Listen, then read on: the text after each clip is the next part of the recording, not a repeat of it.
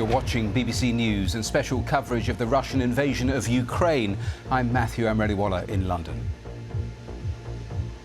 And I'm Lyse Doucet in Kiev.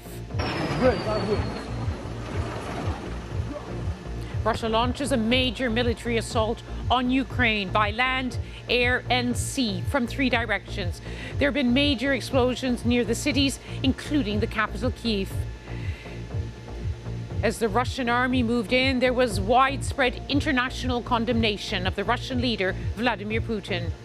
Peace on our continent has been shattered.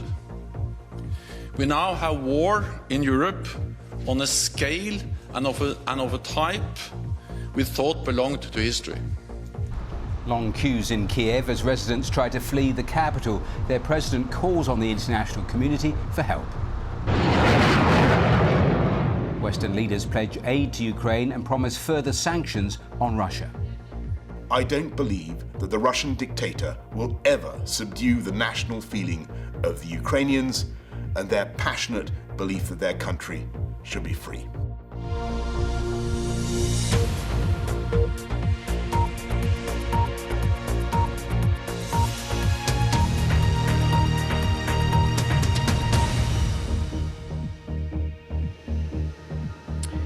Welcome to BBC News and special coverage of Kiev, where the warplanes are in the skies over the capital tonight, and where the government of Ukraine saying it is trying to fight off a full-scale invasion by Russian forces after the Russian leader Vladimir Putin launched an all-out assault from 3 directions.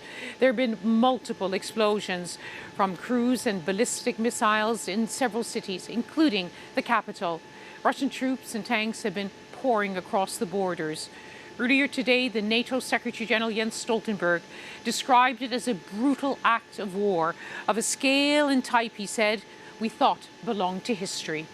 Well, let me bring you the very latest from the German Chancellor, who says in an address to the nation just in the last little while that Vladimir Putin wants to turn back time with his attack.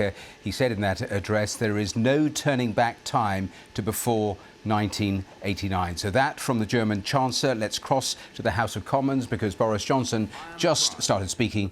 Let's listen in.